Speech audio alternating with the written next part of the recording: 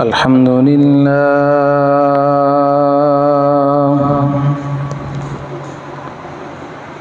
الحمد لله رب العالمين، والصلاة والسلام على سيد الأنبياء وأشرف المرسلين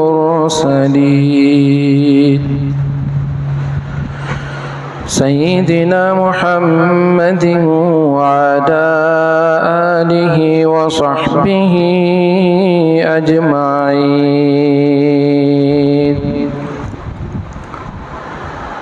أما بعد، فأعوذ بالله من الشيطان الرجيم. بسم الله الرحمن الرحيم.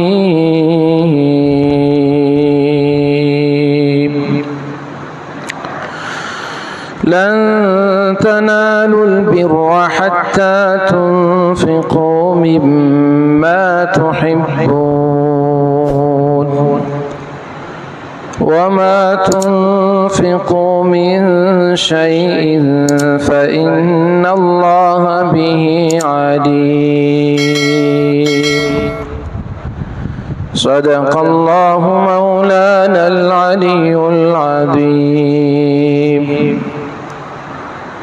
وقال النبي صلى الله عليه وسلم: إذا مات الإنسان انقطع عنه أمله إلا من ثلاث: إلا من صدقة جارية، أو علم ينتفع به، أو ولد صالح يدعو له، أو كما قال صلى الله تبارك وتعالى عليه وعلى آله وصحبه وبارك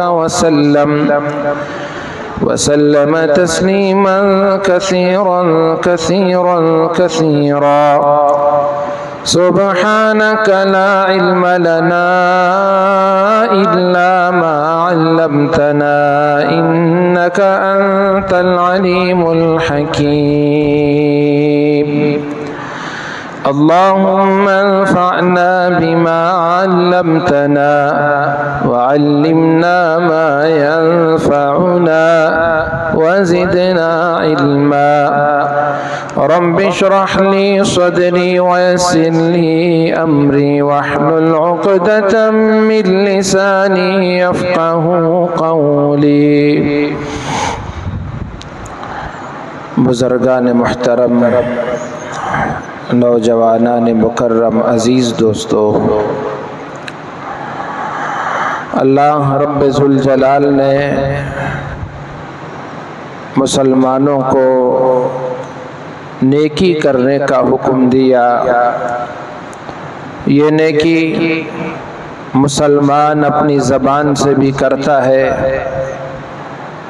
قرآن مجید کی تلاوت کرتا ہے، ذکر و اذکار و درود و استغفار پڑھتا ہے، کرتا ہے، تو یہ اس کی زبان سے کی جانے والی نیکیاں ہیں۔ سچائی کو اختیار کرنا، حق بولنا، لوگوں کے ساتھ نرم گفتگو کرنا، یہ زبان سے کی جانے والی نیکیاں ہیں۔ اور زبان سے کی جانے والی نیکیوں کی ایک لمبی فہرست ہے۔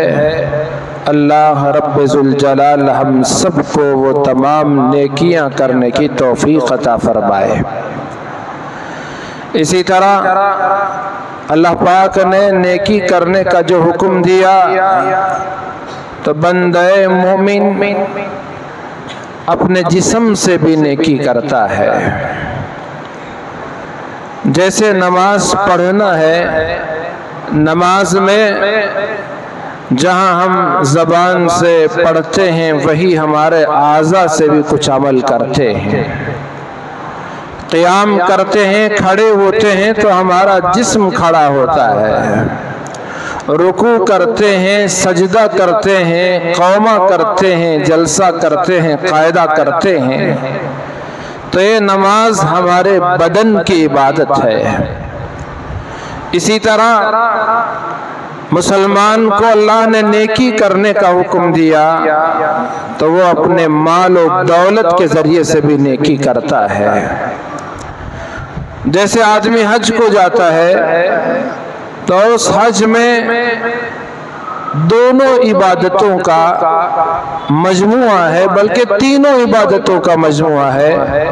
زبان سے پڑھتا بھی ہے، اس کے جسم کی عبادت بھی ہوتی ہے، اور ساتھ ہی ساتھ اس کا مال بھی خرچ ہوتا ہے، تو یہ تینوں کا مجموعہ ہے۔ اسی طرح اللہ پاک نے زکوٰۃ دینے کا حکم دیا تو زکوٰۃ میں ہمارا مال استعمال ہوتا ہے۔ آدمی اپنی محنت سے کمانے کے بعد اللہ تبارک و تعالیٰ نے اسے زکوٰۃ دینے کا حکم دیا، رسول اللہ نے اسے حکم دیا تو اپنے مال کی زکوٰۃ غریبوں میں، بیواؤں میں، یتیموں میں، بے کسوں میں، مسافروں میں، اور جہاں جہاں اللہ پاک نے اس کو خرچ کرنے کا حکم دیا وہاں خرچ کر دیتا ہے۔ یہ تمام کام ایک مسلمان اللہ کو راضی کرنے کے لیے، اللہ کو خوش کرنے کے لیے، اس کی رضامندی حاصل کرنے کے لیے کرتا ہے کہ میرا پیدا کرنے والا خالق، میرا مالک مجھ سے راضی اور خوش ہو جائے۔ ہر مسلمان کی یہ تمنا ہوتی ہے کہ وہ اللہ کو راضی کرے، اسے خوش کر کے زندگی گزارے۔ تو یہ تینوں قسم کی عبادتیں، زبانی بھی، جسمانی بدن کی بھی اور مال کی بھی، ہم روزانہ جب نماز پڑھتے ہیں، قاعدے میں بیٹھتے ہیں، تشہد پڑھتے ہیں، التحیات پڑھتے ہیں، التحیات للہ والصلوات والطیبات، تحیات زبانی عبادتیں، قولی عبادتیں وہ بھی اللہ کے لیے، اور اسی طرح ہماری بدنی عبادتیں وہ بھی اللہ کے لیے، والطیبات اور مالی عبادتیں یہ بھی اللہ کے لیے، ہم روزانہ اس کا اقرار اور اعتراف کرتے ہیں۔ یہ وہ جملہ ہے جسے رسول اکرم صلی اللہ علیہ وسلم نے معراج کے موقع پر اللہ کے سامنے فرمایا تھا، التحیات للہ والصلوات والطیبات، کہ ہم سب کی قولی عبادتیں، بدنی عبادتیں اور مالی عبادتیں سب کچھ اللہ کے لیے ہیں۔ تو اس طرح سے ایک مسلمان کا ہر کام، ہر عمل، اس کا ہر فعل، اس کی ہر ادا اللہ کو راضی کرنے کے لیے، اللہ کی رضامندی کو حاصل کرنے کے لیے ہوتا ہے۔ تو یہ اسی لیے اللہ پاک نے فرمایا، قل ان صلاتی ونسکی ومحیای ومماتی، قولی عبادت بھی اللہ کے لیے، بدنی عبادت بھی اللہ کے لیے، مالی عبادت بھی اللہ کے لیے، یہاں تک کہ ایک مسلمان کا جینا اور مرنا سب کچھ اللہ کے لیے ہوتا ہے، اس کے علاوہ اس کا کوئی اور مقصد نہیں ہوتا۔ ورنہ دنیا میں ہر کسی کا وجود ہے تو اس کا ختم بھی ہے، کسی کا آغاز ہے تو اس کا انجام بھی ہے۔ دنیا ہمیشہ کے لیے رہنے کے لیے اللہ پاک نے نہیں بنایا، مختصر سی زندگی کا وقفہ دے کر بندوں کو پھر دوبارہ اپنے پاس بلا لیتا ہے کہ اس مختصر سی زندگی کے وقفے میں تم نے کیا کیا، تمہاری زبانی عبادتیں کیا تھیں، کس کے لیے تھیں، بدنی عبادتیں کیا ہوئی، کس کے لیے ہوئی، اور مالی عبادتیں کیا تھیں اور کس کے لیے ہوئی۔ اللہ تبارک و تعالی ہماری اس پوری زندگی کا حساب لے گا۔ تو میرے بھائیوں، اللہ کے حکم پر جہاں مسلمان قولی عبادت کرتا ہے، جہاں مسلمان بدنی عبادت کرتا ہے، وہیں مسلمان مالی عبادت کرتا ہے۔ جبرائیل امین حاضر ہوئے رسول اکرم صلی اللہ علیہ وسلم کی خدمت بابرکت میں، اور اللہ کا یہ پیغام سنایا، لن تنالوا البر حتى تنفقوا مما تحبون، کہ مسلمانوں، اے ایمان والو، تم ہرگز نیکی کے مقام کو نہیں پہنچ سکتے جب تک کہ تم اپنی پسندیدہ چیزوں کو راہ خدا میں خرچ نہ کرو۔ لن تنالوا البر حتى تنفقوا مما تحبون۔ ایک صحابی، انصاری صحابی حضرت ابو طلحہ، ان کا ایک باغ بڑا خوبصورت تھا، رسول اللہ بھی کبھی اس باغ میں کبھی کبھار تشریف لے جایا کرتے تھے۔ درختوں سے گھنا باغ، پسندیدہ باغ، انہوں نے اس باغ کو اللہ کے نبی علیہ السلام کی خدمت میں پہنچ کر دے دیا۔ یا رسول اللہ، اللہ نے حکم دیا اپنے پسندیدہ مالوں کو خرچ کرنے کا، میرے تمام مالوں میں، میری جائیداد میں، میری پراپرٹی میں یہ باغ جس کا نام بیرحا ہے سب سے زیادہ مجھے محبوب ہے، سب سے زیادہ مجھے پسند ہے۔ یا رسول اللہ، اس باغ کو میں آپ کی خدمت میں دینا چاہتا ہوں۔ کیا مسلمانوں کا جذبہ، کیا صحابہ کرام کا جذبہ اطاعت! ادھر جبرائیل ابھی اترتے، اللہ کا حکم سناتے، صحابہ کو اس پہ عمل کا شوق ہوتا، فوراً عمل کر دیتے۔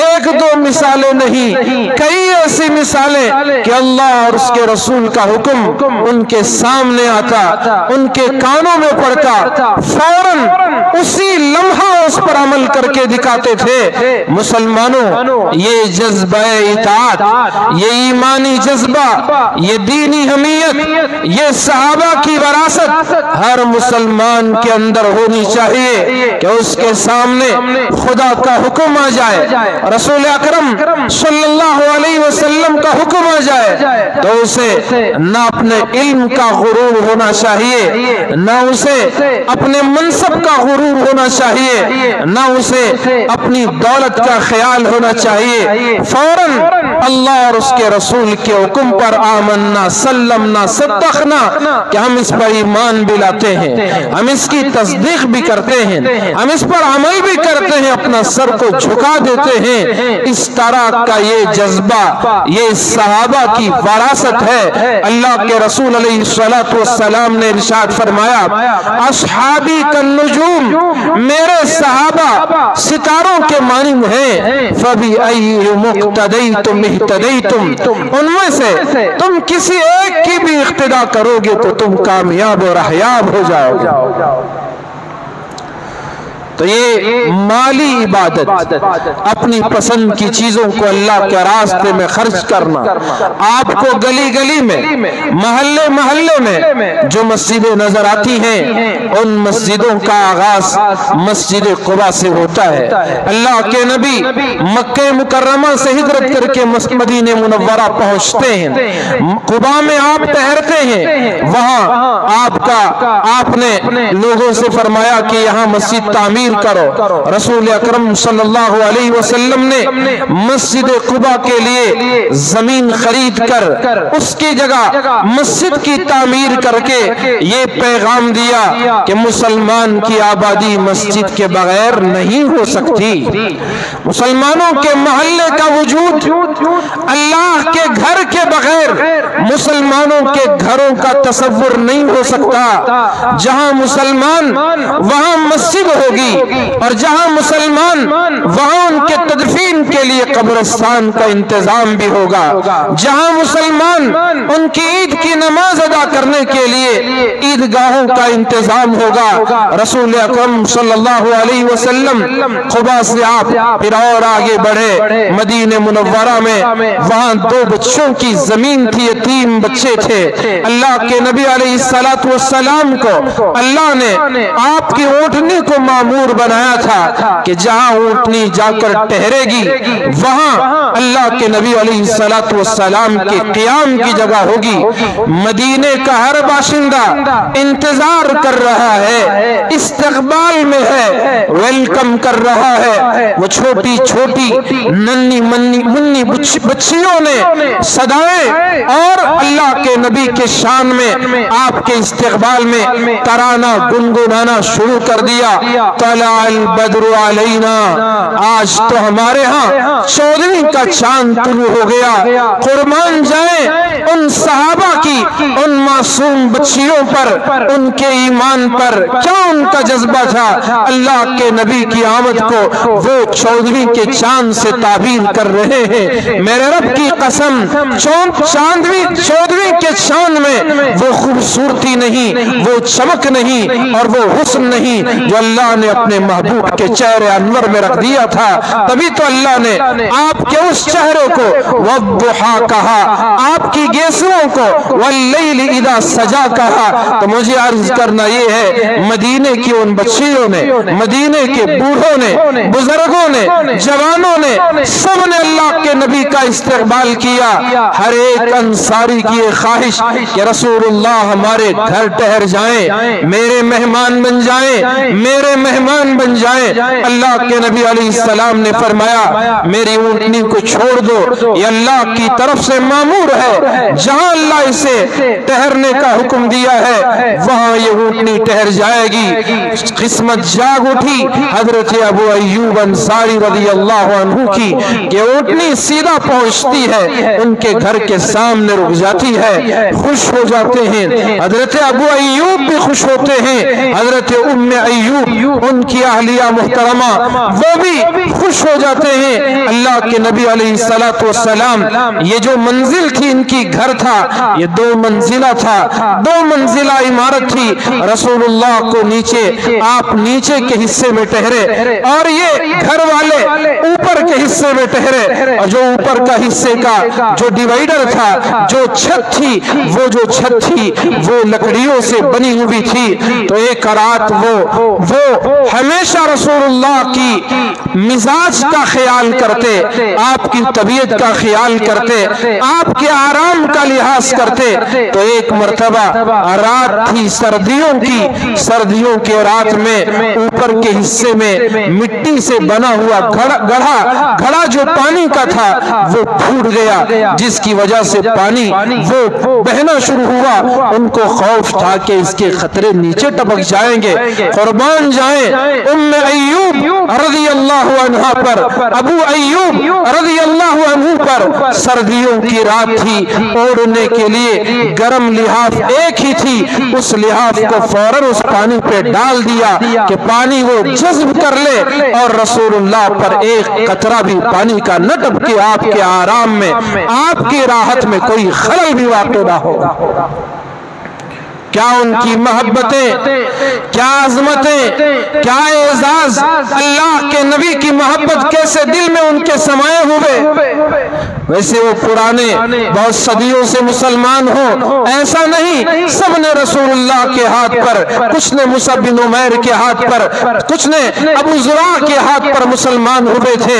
ऐसे मुसलमान, लेकिन रसूलुल्लाह की मोहब्बत दिलों में घर कर चुकी थी। आज किसी मुसलमान से कहे ये रसूलुल्लाह की सुन्नत है, वो कहेगा सुन्नत ही ना है हजरत, छोड़ो, परवाह नहीं, कोई फर्ज तो है नहीं।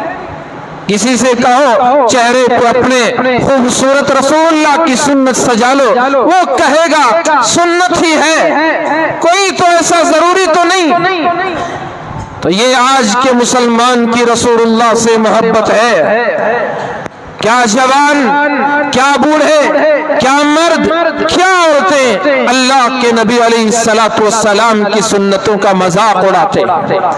कुर्बान जाए उन सहाबा पर जिनकी जाने रसूलुल्लाह पे कुर्बान हुई, जिनका माल रसूलुल्लाह सल्लल्लाहु अलैहि वसल्लम पर कुर्बान हुआ, जिनकी जिंदगी रसूलुल्लाह की अदाओं को अदा करने में गुजरती थी, आपके वादों को वफा करने में गुजरती थी, आपके एक एक बात पर जिंदगी زندگی گزار دیتے تھے تو یہ صحابہ کرام ہمیشہ آمنا صدقنا سلمنا، ہم نے قبول کر لیا، ہم نے مان لیا، ہم نے تسلیم کر لیا، ہم نے آپ کو سچا مان لیا، آپ کی ہر بات کی تصدیق کی۔ ان کی پوری زندگی اسی پہ گزرتی تھی۔ تو میں عرض کر رہا تھا رسول اکرم صلی اللہ علیہ وسلم نے مسجد بنانے کا ارادہ کیا تو جہاں مسلمان وہاں مسجد، جہاں مسجد وہاں مسلمان، تو اللہ کے نبی نے مسجد تعمیر کا ارادہ کیا۔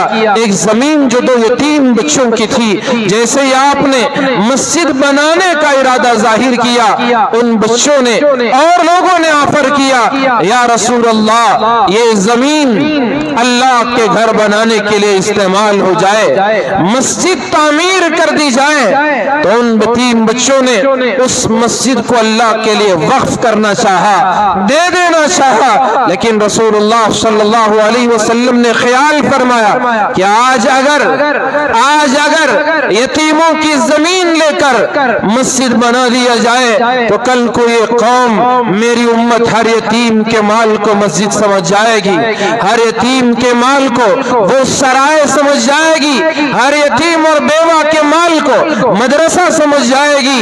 تو اللہ کے نبی نے منع کیا، صدیق اکبر کو حکم دیا کہ آپ ان کو اس کی قیمت ادا کریں اور اس کے بعد مسجد کی تعمیر کا کام شروع ہو۔ حضرت ابو بکر نے اپنی طرف سے قیمت ادا کی اور پھر اللہ کے نبی علیہ السلام اور صحابہ کرام نے مسجد تعمیر کی۔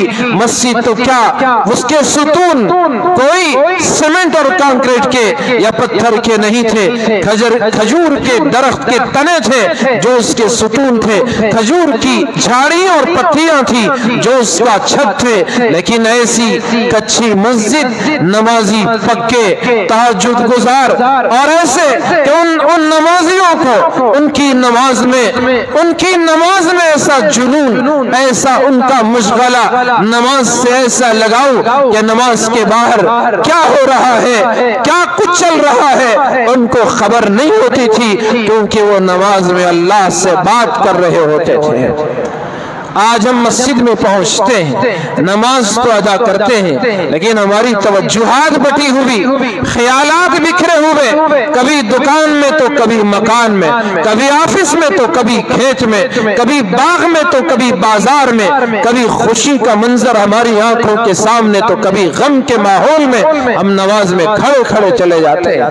پتہ نہیں چلتا کہ امام کیا پڑھ رہا ہے، کون سی سورت کی تلاوت ہو رہی ہے، حتیٰ کہ کون سی رکعت ہو رہی ہے، کتنا سجدہ، کون سا سجدہ ادا ہو رہا ہے۔ آج ہماری نمازوں کا یہ حال بن چکا ہے۔ تو میں عرض کر رہا تھا، آپ نے ہجرت فرمائی، قبا پہنچے، مسجد بنائی، راستے میں جمعہ کا وقت آیا، وہاں ایک مسجد کا انتظام، مدینے میں پہنچے، مسجد نبوی، آپ نے مسجد نبوی کی بنیاد رکھی۔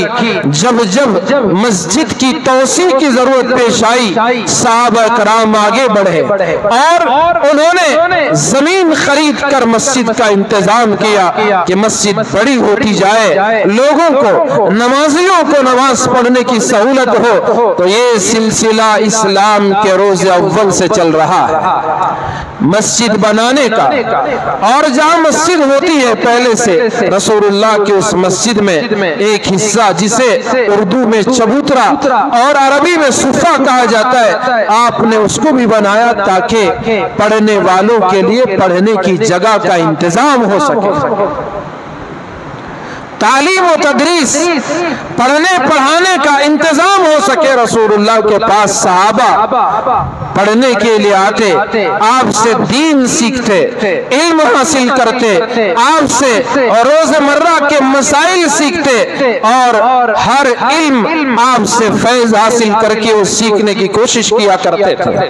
تو مسلمان جہاں ہوں وہاں مسجد بھی ہوتی ہے، مدرسے بھی ہوتے ہیں، اور جیسے میں نے عرض کیا، اب مسلمان کی تدفین کے لیے قبرستانوں کا وجود بھی ضروری ہے۔ سال میں عید کی 2 نمازیں ادا کرنے کے لیے عیدگاہوں کی بھی ضرورت ہے۔ اس لیے مسلمان جہاں بھی گیا، جس ملک میں بھی گیا، روئے زمین کے جس علاقے میں بھی گیا مسلمانوں نے یا تو انفرادی طور پر یا سب نے مل کر مسجد بنانے کا ارادہ کیا۔ ہماری اس مسجد کی مثال لے لے کہ اس مسجد کے لیے جتنے احباب یہاں تشریف فرما ہے سب کا پیسہ لگا ہے، کسی نہ کسی صورت میں لگا ہے، سب نے مل کر اس مسجد کو بنایا ہے۔ اسی طرح جتنی پچھلی تاریخ میں جہاں بھی مسلمان گئے مسلمانوں نے اپنے فتح کا پرچم لہرایا، انہوں نے اپنی گاڑی کمائی کا حصہ محنت سے کمایا، محنت کر کے کمانے کے بعد اپنی پونجی سے اپنے سرمایے سے مسلمانوں کے مرحومین کی تدفین کے لیے قبرستانوں کا انتظام کیا، مسلمانوں نے عید کی نماز پڑھنے کے لیے عیدگاہوں کا انتظام کیا، مسلمانوں نے نماز ادا کرنے کے لیے مسجد کا انتظام کیا، مسلمانوں نے بچوں کی تعلیم کے لیے مدرسوں کا انتظام کیا۔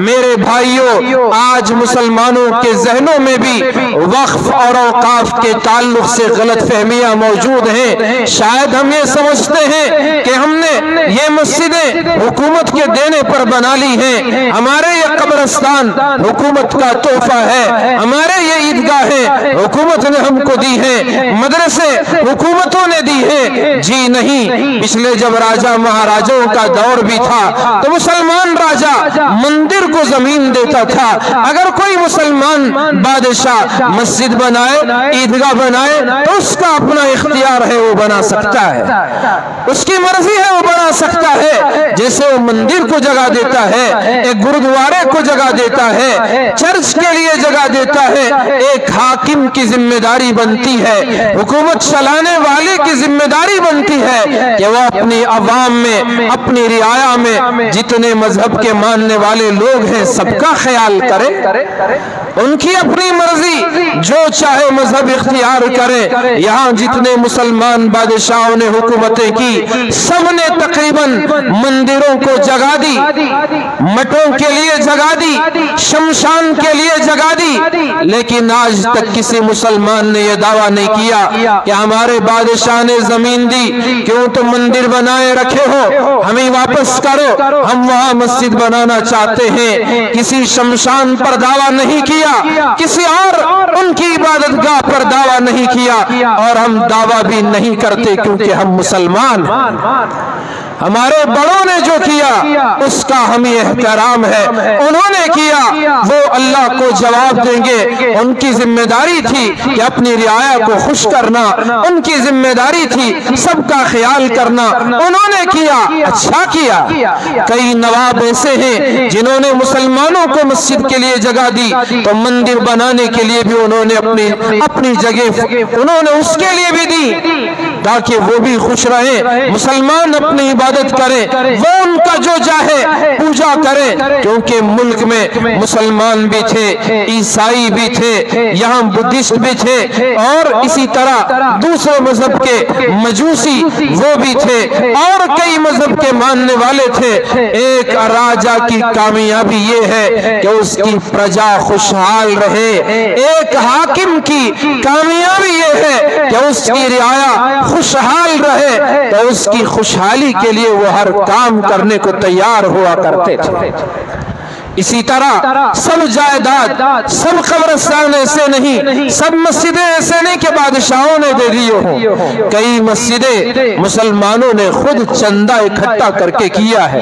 کتنے مدرسے آپ کے شہر میں جو مدرسے ہیں، آپ کے ضلع میں جو مدرسے ہیں، آپ کی ریاست میں جو مدرسے ہیں، اس ملک میں اور پوری دنیا میں جو مدرسے بنے ہوئے ہیں، کیا ان سب مدرسوں کو بادشاہوں نے بنوایا ہے؟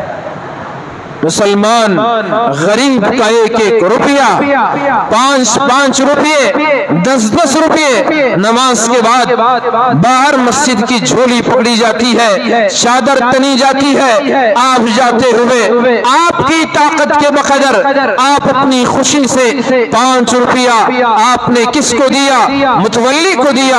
جی نہیں۔ آپ نے سیکریٹری کو دیا؟ جی نہیں۔ مؤذن و امام کو دیا؟ جی نہیں۔ بلکہ بلکہ آپ نے وہ 5 روپے اللہ کو دیے تھے کہ وہ اللہ کے گھر پر خرچ ہوں۔ اس مسجد کو بنانے میں آپ میں سے ہر ایک کا پیسہ لگا۔ آپ کو یہ پیسے مفت میں نہیں ملے، آپ کا یہ مال فری میں نہیں آیا، آپ کو یہ زمین سے خزانے نہیں مل گئے، بلکہ آپ روزانہ محنت کرتے، جاتے بازار، کوئی مزدوری کرتا، کوئی گارا کلا کر سیمنٹ کا کام کرتا، کوئی کارپینٹر کے میخ ٹھوکنے کی مزدوری کرتا، کوئی ویلڈنگ کا کام کرتا، کوئی اور کام کرتا، یہ یا تو کوئی تجارت کرتا یا کوئی اپنی آفس جاتا، وہ ملازمت کرتا، کوئی مسلمان کھیتی باڑی کرتا، اپنا پیسہ 5 روپے 10 روپے 100 200 1000 2000 لاکھ 2 لاکھ اپنی طاقت کے بغیر وہ اللہ کو جمع کرتا تھا، اللہ کو دیتا تھا۔ کیوں؟ وہ جانتا ہے لن تنالوا البر حتى تنفقوا مما تحبون، کہ تم نیکی کے مقام کو ہرگز اس وقت تک نہیں پہنچ سکتے جب تک کہ تم اپنی پسندیدہ چیز اپنے مال کو اللہ کے راستے میں خرچ نہیں کرتے۔ کیا یہ ہمارا مال مفت میں مل گیا؟ کیا یہ ہمارا پیسہ بیکار میں مل گیا؟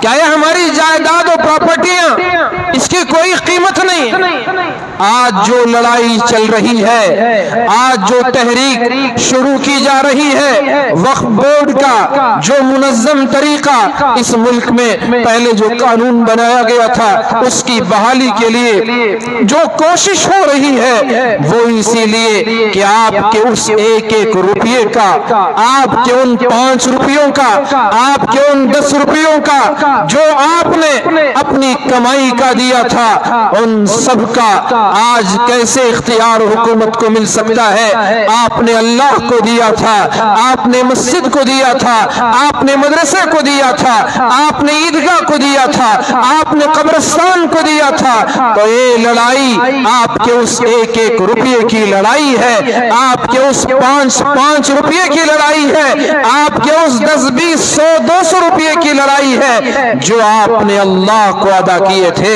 جو آپ نے مسجد و مدرسے قبرستان و عیدگاہوں کو تعمیر کرنے میں لگائے تھے۔ میرے بھائیوں، آپ اس تحریک کو معمولی نہ سمجھیں، آپ یہ سمجھتے ہیں کہ وقف بورڈ کا معاملہ ہے، یہ ہم سے پرے مسئلہ ہے۔ جی نہیں، آپ نے جو پیسے دیے تھے، آپ نے جو خرچ کیا تھا، آپ کے والد نے جو خرچ کیا تھا، آپ کے دادا نے جو خرچ کیا تھا، آپ کے پردادا نے جو خرچ کیا تھا، آپ کے اور ہمارے آبا و اجداد نے جو اللہ کو مال دیا تھا، جو جائیدادیں دی تھی، آج ان کی حفاظت کا مسئلہ ہے۔ ہمیشہ مسلمان بزدلی کا شکار ہوتا چلا جا رہا ہے۔ پچھلے کئی دہائیوں سے مسلمان اپنے آپ کو بزدل سمجھتا ہے، وہ یہ سمجھتا ہے کہ ہمارے پاس کرنے کا کوئی راستہ نہیں۔ کس نے کہہ دیا کہ کوئی راستہ نہیں؟ اور راستے تو کھلے پڑے ہیں، شرط یہ ہے کہ اس دل کو تھوڑی سی ہمت کی ضرورت ہے، اس ہماری ہمت کو اور تھوڑا شہ دینے کی ضرورت ہے، ہمارے جذبے کو اور تھوڑا للکارنے کی ضرورت ہے۔ مسلمان اپنے جذبے، جوش اور ہوش کے ساتھ جب کوئی کام کرتا ہے تو پھر دنیا کی کوئی طاقت اس کے ارادوں میں اسے روک نہیں سکتی۔ مسلمانوں نے ہمیشہ اس بات کا ثبوت دیا ہے۔ آپ ہماری تاریخ کو پڑھیں، کیا انگریز کا تسلط ہمارے اوپر ایسے ہی معمولی رہا؟ کون ہوتا جو اس انگریز کی حکومت کے خلاف منہ کھولنے کی ہمت کر سکتا تھا؟ یہاں کی بڑی آبادی جواب دے چکی، چٹھی لکھ کر، معافی نامے لکھ کر وہ معافی کی بھیک مانگتی، لیکن آپ اور میرے آبا و اجداد تھے، ان کی انگریزوں کی بندوقیں ہوتی اور ہمارے باپ دادوں کے سینے ہوتے کہ تم گولی سے ہمیں پھون سکتے ہو، ہمیں چھلنی کر سکتے ہو، مار سکتے ہو، لیکن ہمارے اس جذبہ ایمان کو تم ذرا برابر کم نہیں کر سکتے۔ ان کی بندوقوں کی گولیاں ختم ہو گئی، لیکن شہید ہونے والی ان سینوں میں گولیاں کھانے والے سینے ختم نہ ہوئے، ان کے تیغ و تلوار کن پڑ گئے، لیکن ان تلوار چلنے کی جو گردنیں تھی وہ گردنیں باقی رہ گئی، اور مسلمان نے ثابت کر دیا کہ جب یہ قوم کسی بات کو ٹھان لیتی ہے اس کو کر گزرتی ہے۔ تو یہ جذبہ ایمان، یہ ایمانی حرارت و حمیت ہم جیسے ہی کاروبار میں لگے، بلڈنگوں کو بنانے میں لگے، اور شادی بیاہ میں خوب پیسہ لٹانے میں لگے، اپنی خوشیوں میں پانی کی طرح پیسہ بہانے میں لگے، دنیا کو سب کچھ سمجھ بیٹھے، اپنی آخرت کو ہم نے بھلا دیا، ہم نے یہ سمجھنا چھوڑ دیا کہ زندگی کا مقصد کیا ہے، کیوں ہم پیدا ہوئے۔ تو پھر دنیا کی اسی لالچ نے، دنیا کی اسی محبت نے، دولت کے اسی حرص و طمع نے مجھے بھی اور آپ کو بھی بزدل بنا دیا، کم ہمت کر دیا، ہمیں اندر سے توڑ کر رکھ دیا۔ اب ہم سوچتے ہیں میں آگے بڑھوں تو میرا کیا ہوگا، گھر والوں کا کیا ہوگا، اس کا کیا ہوگا، فلوں کا کیا ہوگا۔ ہم کوئی آپ کو غیر قانونی کام کرنے کے لیے نہیں کہتے، جو آئین میں نہ ہو، دستور میں نہ ہو، کوئی کام مسلمان ہرگز وہ نہیں کرے گا جو ہمارا قانون اس کی اجازت نہیں دیتا، کیونکہ ہم مسلمان ہیں، ہم نے وفاداری کا عہد کیا ہے، ہم اس وفاداری کے عہد کا پاس و لحاظ کریں گے۔ ہمارے بڑوں نے جو اس ملک کے قانون کو تسلیم کرنے کا اعلان کیا، ہم ان کے اس اعلان کے پابند ہیں، ہم ان کے راستے پر چلنے والے ہیں، کوئی غیر قانونی کام تو ہم نہیں کریں گے۔ لیکن میں جس ہمت کی بات کر رہا ہوں، جس جذبے کی بات کر رہا ہوں، جس جوش کی بات کر رہا ہوں، وہ ہے اپنے بڑوں کی بات پر، ان کے حکم پر وہ جو اعلان کرے اس کے لیے تیار رہنا میری اور آپ کی، ہم سب مسلمانوں کی ذمہ داری اور فریضہ بنتا ہے۔ اسی طرح جب اس سے پہلے اس ملک میں ایسے قانون بنائے گئے جو مسلمانوں کی شریعت کے خلاف تھے، آل انڈیا مسلم پرسنل لا بورڈ کے ذمہ داروں نے جب بورڈ قائم نہیں تھا اس وقت بھی، اور جب بورڈ قائم ہوا اس وقت اور اس کے بعد بھی، انہوں نے منظم طریقے سے پورے ملک میں تحریکیں چلائی اور اس امت کو بیدار کیا، اور جب امت بیدار ہوئی، کھڑی ہوئی، اپنے حق کے مطالبے کے لیے امت سامنے آئی، وقت کی حکومتوں کو گھٹنے ٹیکنے پر مجبور ہونا پڑا، عدالتوں کو اپنے فیصلے بدلنے پڑے۔ یہ آپ کی طاقت ہے، یہ آپ لوگوں کی قوت ہے۔ تو میں عرض کر رہا تھا ہمارے ملک میں قانونوں کا ایک مجموعہ ہے، اس سب کی بالادستی اور اس بالادستی کو قائم رکھنا اس ملک کے ہر باشندے کی ذمہ داری ہے۔ انہی قانون میں جیسے ہندو اوقاف ہے اور سکھوں کے اوقاف کا جو قانون ہے وہ ان کے اوقاف کی حفاظت، ان میں کون رہے گا، کون اس کی ذمہ داری سنبھالے گا، تو ان کے لیے اسپیشل قانون ہے۔ اسی طرح مسلمانوں کے اوقاف، مسجد و مدرسے، قبرستان و عیدگاہ، مسلمانوں کے اور فلاحی سماجی ادارے، ان کی طرف سے کوئی ہاسپٹل ہو، اسکول ہو، کالج ہو، مسلمانوں کے اوقافی اداروں پر، اوقافی جائیداد پر چلائے جا رہے ہیں، وہ سب کے سب وقف بورڈ کے تحت اس ملک میں جو قانون بنا انگریز کی حکومت میں، اسی وقت قانون بنا کہ اس کی حفاظت کی ذمہ داری ہے، اس کو گورنمنٹ اپنے قبضے میں نہیں لے سکتی۔ اور اسی طرح ملک آزاد ہونے کے بعد بھی مختلف مراحل میں اس قانون کو مضبوط سے مضبوط تر کیا گیا اور مضبوط بنانے کی کوششیں وقتاً فوقتاً سامنے آتی رہی اور کچھ حد تک کامیاب ہوتی رہی۔ 1995 کا جو وقف ایکٹ بنا اس میں کئی اصلاحات، کئی ترمیمات لائی گئی، کیوں؟ مقصد کیا تھا کہ مسلمانوں کی یہ جائیداد محفوظ رہے۔ اس کا جو فائدہ ہے وہ غریبوں تک، مسلمانوں تک پہنچتا رہے۔ اور وقف کا جو مسئلہ ہے اس کا یہ کہ ہماری مثال کے طور پر آپ نے اپنی محنت کی کمائی سے ایک سائٹ خریدی، اب آپ چاہتے ہیں کہ اس کو اللہ کے لیے دے دیں، وقف کر دیں، تو آپ کی وہ سائٹ اپنی ملکیت سے تو نکال دیتے ہیں، تو یہ کسی اور کو اس کا مالک نہیں بناتے، نہ خود اس کے مالک نہ کوئی اور اس کا مالک، بلکہ وہ اللہ کی ملکیت میں پہنچ جاتی ہے۔ اب جس نے اسے وقف کیا آپ نے اس کو دے دیا، تو آپ جس کام کے لیے اس زمین کو وقف کر رہے ہیں اس کام میں اس کا استعمال ہوگا۔ آپ نے مثال کے طور پر مسجد بنانے کے لیے جگہ دی، تو اب اس میں مدرسہ نہیں بنایا جا سکتا، اس پر ہاسپٹل نہیں بنایا جا سکتا، اس پر اسکول نہیں بنائی جا سکتی، کالج نہیں بنائی جا سکتی۔ آج کچھ مسلمان پڑھے لکھے ان کو سوچ زیادہ ہو گئی، وہ عیدگاہوں کی جگہ کو کہہ رہے ہیں کہ یہاں کالج بنا دیں کیونکہ گورنمنٹ سے گرانٹ مل رہے ہیں۔ اور اللہ کے بندوں، جس نے وقف کیا وہ تو عیدگاہ کے لیے دیا تھا، آپ کون ہوتے ہیں کالج بنانے کے لیے؟ کیا اور زمین اس ملک میں نہیں ہے کہ وہاں جا کر آپ کالج بنائیں، وہاں آپ اسکول بنائیں؟ آپ دھڑلے سے کسی وقف کی زمین کو گورنمنٹ کی طرف سے اسکیم آئی ہاسپٹل بنانے کے لیے، آپ نے سب مل کر کہہ دیا کہ یہاں ہاسپٹل بنا دو، کیا ہمارے باپ کی جگہ ہے کہ ہم جسے چاہے کہہ دیں؟ جس نے وقف کیا، جس نے وہ زمین دی، کس مقصد کے لیے دیا، اس مقصد میں وہ زمین کا استعمال ہوگا۔ آج حکومت اس قانون میں ترمیم کر رہی ہے، وہ اپنی مرضی سے اس جائیداد سے حاصل ہونے والی آمدنی کو یتیموں پر خرچ کرے گی، بیواؤں پر خرچ کرے گی، مسکینوں پر خرچ کرے گی، مسلمانوں کی تعلیم پر خرچ کرے گی۔ آپ کو کس نے یہ اختیار دیا؟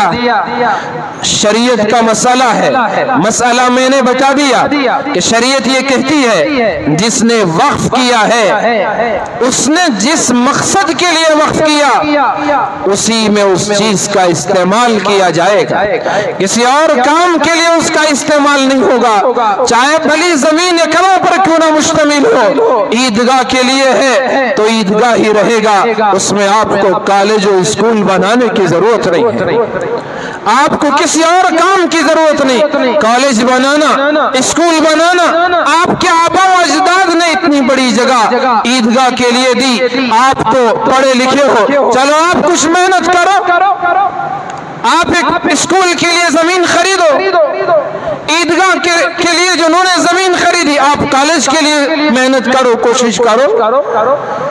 تو اختیار جو ہے وہ یہ کہ واقف نے، وقف کرنے والے نے جس پرپس کے لیے وہ زمین دی ہے اسی کام میں وہ زمین کا استعمال ہوگا۔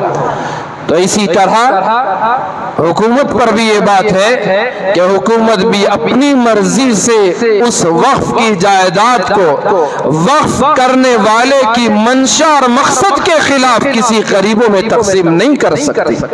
انہوں نے اس قانون میں ترمیم لا کر بدلاؤ کیا ہے۔ آپ بتائیں یہ ہماری شریعت کا مسئلہ ہے یا کوئی اور معاملہ ہے؟ غریبوں کو امداد کرنا تھا تو آپ کرو، آپ کے پاس کئی ایکڑ زمین موجود ہے، آپ یتیموں کا سہارا بننا چاہتے ہیں، کرو، کون منع کرتا ہے؟ جو آپ کی زمین ہے اس پر کچھ بناؤ، آپ غریبوں میں سائٹ تقسیم کرو، آپ یتیموں کا سہارا بنو، ان کی پڑھائی کا انتظام کرو، کون تمہیں منع کرتا ہے؟ لیکن ہماری شریعت میں آپ انٹرفیئر ہو کر، دخل انداز ہو کر کیوں کرنا چاہتے ہیں؟ آپ اس بات کی باریکیوں کو سمجھنے کی ضرورت ہے۔ ٹی وی پر بیٹھ کر کوئی کہہ دیتا ہے یہ تو بڑا اچھا کام ہے، یتیموں کا بھلا ہوگا، مسکینوں کا بھلا ہوگا۔ ارے بابا، شریعت کا تو آپ کو علم ہونا چاہیے کہ شریعت آپ کو کیا کہہ رہی ہے۔ جس نے زمین دی اس کا مقصد کیا، کس لیے، اسی میں وہ کام کا استعمال ہوگا، کسی اور کو اس میں بدلنے کا اختیار نہیں۔ آپ جانتے ہیں ہمارے میٹ اس مسجد کے دینے والے نے اس مسجد کے لیے دیا، یہ میٹ شاہی مسجد میں استعمال نہیں ہوتے، یہ مسئلہ ہے وقف کرنے کا، یہ شریعت کی بات ہے، تو ہم یہی کہتے ہیں کہ وقف بورڈ کی آڑ میں آپ شریعت میں دخل اندازی نہیں کر سکتے۔ اسی طرح مسلمانوں کی جائیداد ہے، وقف بورڈ یہ اس کے نگران کون ہوں گے؟ مسلمان ہوں گے، اس کی دیکھ ریکھ کرنے والے مسلمان ہوں گے، اس کے بارے میں فیصلہ کرنے والے مسلمان ہوں گے۔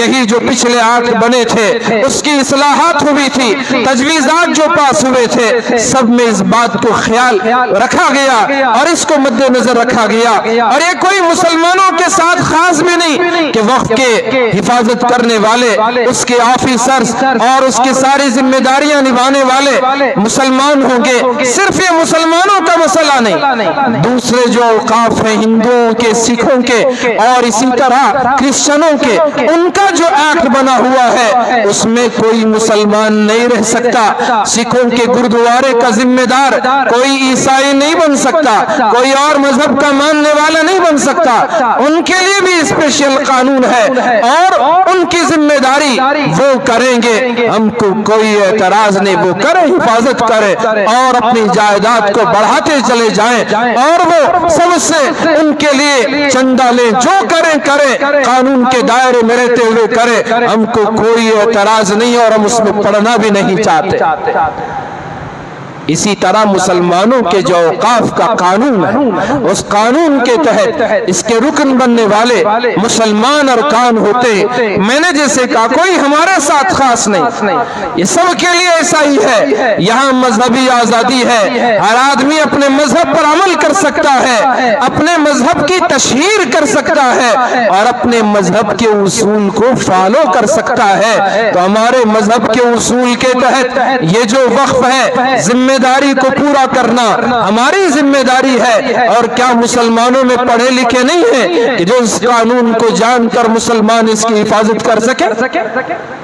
20 کروڑ 25 30 کروڑ کی آبادی والا، مسلم آبادی والا یہ ملک، ہمارے جو ریزرویشن تھے دھیرے دھیرے آپ نے ختم کیے، اور جو خاص ہمارا شعبہ ہے آپ اس میں بھی دخل دینا چاہتے ہیں۔ حاضرین گرامی، آپ نے یہ محسوس کیا ہوگا کہ لوگ یہ کہہ رہے ہیں، جیسے میں نے ابھی بتایا مندروں میں ہم ممبر بننا نہیں چاہتے، اسی طرح وقف میں، مسجدوں میں، مدرسوں میں، عیدگاہوں، قبرستانوں میں کسی غیر کو ہم ممبر بننے بھی نہیں دیں گے، رکن ہونے بھی نہیں دیں گے۔ اس کے لیے قانون کے خلاف جو عدالت کا دروازہ کھٹکھٹانا، جو تحریک چلانا چلائیں گے، لیکن ایک دوسری بات کو بھی ہمیں سمجھنا پڑے گا۔ وہ بات یہ ہے کہ یہ شریعت کا مسئلہ ہے۔ میں نے ابھی آپ کو سمجھایا کہ یہ مسئلہ خالص شریعت کا ہے، تو اس میں کسی غیر مسلم کا داخل ہونا، یہ دوسرے الفاظ میں کہوں تو یہ ایسے ہے کوئی کل یہ کہے کہ آپ کی مسجد میں کیا کوئی امام مسلمان ہی بنے گا؟ غیر مسلم کیوں نہیں بنتا؟ وہ بھی تو بنے، شریعت میں وہ اس طرح سے مداخلت کی کوشش کرے اور اس کے لیے حکومت بل پاس کرے، قانون لائے، کیا ہم اس کو برداشت کریں گے؟ کیا ہم اس کو مانیں گے؟ جیسے امامت، نماز شریعت کا مسئلہ ہے، یہ وقف کی چیزیں بھی شرعی مسئلہ ہیں۔ آپ اس کو فرق اور جدا نہیں کر سکتے، اس میں امتیاز نہیں کر سکتے۔ جن بدبختوں اور نکموں نے مٹھائیاں بانٹی، وہ اس لیے بانٹی کیونکہ قانون جو اس سے پہلے اب تک تھا، اگر کوئی قبضہ کیے ہوئے ہے کسی بھی لینڈ پر 12 سال تک اگر اس کا قبضہ ہے، چاہے حقیقی مالک کوئی اور کیوں نہ ہو، تو یہ قابض کو جس نے قبضہ کیا ہے، جس نے اس کو اکوائر کیا ہے، اپنا قبضہ جمایا ہے، وہ حکومت، عدالت گویا قابض رہنے والے کو مالک بنا دیتی ہے۔ یہ قانون جو بھی اسپیشل ایکٹ ہوتا ہے، وقف کا ایکٹ ہوتا ہے، اس پر لاگو نہیں ہوتا تھا۔ حکومت نے اب اس کو ختم کر دیا کہ اب ایسا نہیں، چاہے وقف کی زمین ہو یا کوئی بھی زمین ہو، اگر قبضہ کسی اور کا ہے تو اسی کو دے دیا جائے گا۔ کیا آپ اس کو قبول کر لیں گے؟ کیا آپ اس کو مان لیں گے؟ کوئی مسلمان اس کو نہیں مانے گا۔ اور پھر یہ جو وقف، کئی ایسے ادارے ہیں ان کے پاس صحیح کاغذ تو نہیں، لیکن استعمال وہ وقف کے طور پر ہو رہے۔ کئی قبرستان بڑوں نے ہمارے زمین دے دی، اب پلٹ کر نہیں دیکھا، کیوں اللہ کو دے دیا ہے بس چھوڑ دیا۔ اب ان کے کاغذات درست کرنے کے پیچھے مسلمانوں کو فرصت نہ رہی، تو پھر کیا وہ استعمال میں وقف کے طور پر استعمال ہوتی رہی۔ آج کی حکومت یہ استعمال کے طور پر جو وقف بنی ہوئی ہے، استعمال کے ذریعے سے مسلسل یہ مسلمانوں کی رفاہی کام میں استعمال ہو رہی ہے، تو یہ زمین اس کو وقف تسلیم کی جاتی تھی، جیسے جسے آج کی حکومت ختم کرنا چاہتی ہے۔ وقف بائی یوزر، وقف بذریعہ استعمال، اس قانون کو وہ ختم کر کے وہ استعمال میں صحیح مسلمانوں کے کام میں کیوں نہ ہو، اگر ڈاکیومنٹ درست نہیں تو پھر اس کو وقف وہ شامل کرنے، وقف ماننے کو تیار نہیں۔ اور پھر نعرے یہ لگا رہے ہیں کہ یہ قانون ہم مسلمانوں کی فلاح و بہبودی کے لیے لا رہے ہیں، مسلمانوں کو کامیاب کرنے کے لیے لا رہے ہیں، مسلمانوں کو ان کا حق دلانے کے لیے لا رہے ہیں۔ میرے بھائیوں، اسپین میں بھی لوگوں نے اسی طرح سے کیا تھا کہ مسجدوں مدرسوں کو انہوں نے چور دروازے سے داخل ہونے کے لیے قانون بنائے تھے، تو یہی وہ اسی کی کاپی یہاں کی یہ حکومت بھی کر رہی ہے۔ تو اس لیے میرے بھائیوں، وقف کا سمجھنا اور اس قانون کا سمجھنا اور اس کے ذریعے سے حکومت کے منشا اور مقصد کو سمجھنا بڑا آسان ہے۔ تو اس لیے ہم سب کو چاہیے کہ اس قانون کا مکمل کھل کر بیکاٹ کریں۔ ہماری ڈی پی، واٹس ایپ کی ڈی پی، ہمارا اسٹیٹس، ہمارے فیس بک، ہمارے انسٹاگرام، ہمارے یوٹیوب جو ہم استعمال کرتے ہیں، وہ سب اس کے خلاف تحریک اور اس کے خلاف لکھی جانے والی تحریر ہو۔ میں یہ نہ سوچوں کہ میں کانگریس کا لیڈر ہوں، میرے ماننے والے فالوور غیر مسلم بھی ہیں، وہ کیا سمجھیں گے؟ بھاڑ میں جائیں ان فالووروں کو، ہم کو اس سے کوئی لینا دینا نہیں۔ میری پہچان اسلام سے ہے، میری پہچان مسلمانوں سے ہے۔ اسی طرح کوئی بی جے پی کا کارندہ ہو، وہ یہ نہ سوچے کہ میں بی جے پی میں کام کر رہا ہوں، میں کیسے اس کے خلاف بول سکتا ہوں۔ اگر وہ بی جے پی کا کوئی دوسرا کارکن آپ کے گھر پر حملہ کرے، آپ کا دکان لوٹے، کیا خاموش بیٹھ جاؤ گے کہ میرا یہ دوسرے کارکن کیا سمجھیں گے، پارٹی مجھے کیا کرے گی؟ اس پارٹی کی کوئی ضرورت نہیں جو پارٹی شب خون مار کر وقت بورڈ کے حقوق کو چھیننا چاہتی ہے۔ تو اسی طرح میرے بھائیوں، ہم سب کو متحد ہو کر ایک بن کر اس کے خلاف تحریک چلانی چاہیے۔ کوئی ایک ادارہ، کوئی ایک تنظیم، کوئی ایک ٹرسٹ، کوئی ایک ادارہ اس کے لیے اٹھ کھڑا ہو، ایسا نہیں ہے۔ آج ضرورت ہے تمام اداروں کو متحد ہو کر کام کرنے کی، تمام مسلمانوں کو اتحاد و اتفاق کا ثبوت پیش کرنے کی۔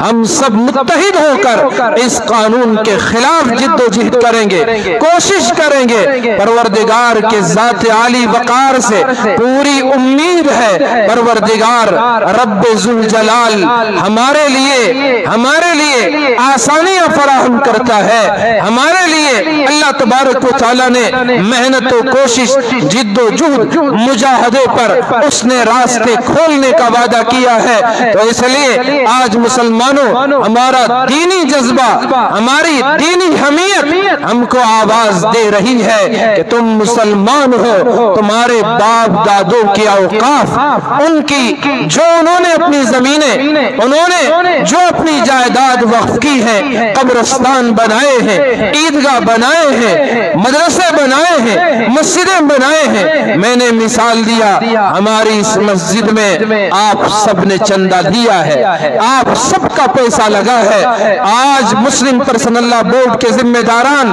آپ کے ایک ایک روپیے کی فکر کر رہے ہیں۔ جو آپ نے ایک روپیہ اللہ کو دیا تھا کیسے وہ محفوظ رہے، اس پر کسی اور کا تسلط نہ ہو، کسی اور کا قبضہ نہ ہو۔ تو اس لیے میرے بھائیوں، اتحاد و اتفاق کا ثبوت پیش کرتے ہوئے اس کے لیے آپ کی ذات سے جو ہو سکتا ہے، آپ کی کمیٹی سے جو ہو سکتا ہے، آپ کی تعداد سے جو ہو سکتا ہے، آپ کی تنظیم سے جو ہو سکتا ہے۔ آج کوئی تنظیم یہ نہ سوچے میرا کام تو شادی بیاہ کا انتظام کرنا تھا، کوئی تنظیم یہ نہ سوچے کہ میرا کام تو ختنہ کرانے کا تھا، کوئی تنظیم یہ نہ سوچے کہ حکومت کے فوائد کو میں بانٹنے کی میری ذمہ داری، تعلیم کے شعبے کی میری ذمہ داری۔ آپ کو دیگر موقعوں پر آپ ضرور اس کام میں لگے رہیں، لیکن اب ضرورت ہے آپ سب کی صلاحیتوں کے لگانے کی، سب متحدہ طور پر اپنی اپنی صلاحیت اس کام کے لیے چھوٹا بن کر بڑا بن کر جو آپ کر سکتے ہیں کر کے، لیکن سب کے مشورے سے اتحاد و اتفاق کے ساتھ اس کام کو پورا کریں۔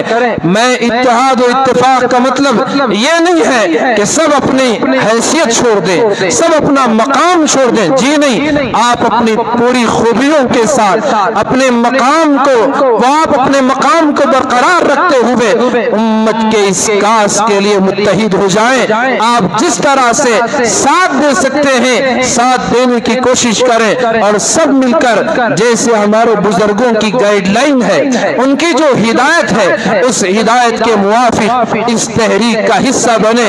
اللہ سے دعا بھی کرتے رہیں، دن بھر کوشش کرتے رہیں، اور رات میں 2 رکعت پڑھ کر اللہ سے مانگتے رہے، مولا ہم کتنے نکمے ہو چکے کہ ہم اپنوں کی جائیداد کی حفاظت بھی نہ کر سکے، اے اللہ ہماری تو مدد فرما۔ اس سے آہوزاری کے ساتھ دعائیں بھی کرتے رہیں، قرآن پڑھیں، دعا کریں، استغفار پڑھیں، دعا کریں، درود پڑھیں، آپ دعا کریں، اور اسی طرح صدقہ خیرات بھی کریں۔ اللہ سے دعا کرتے رہیں کہ کسی طرح یہ قانون کل عدم قرار دے دیا جائے، اور جو پرانا ترمیمی جو پرانا قانون ہے اسی کو بحال کیا جائے، اور اس میں جو اور اصلاحات جو شریعت کے دائرے میں ہو سکتی ہیں وہ کام ہو، تو ہم اس کو اپنے آنکھوں سے اپنے سر سے اسے قبول کرنے کو تیار ہے۔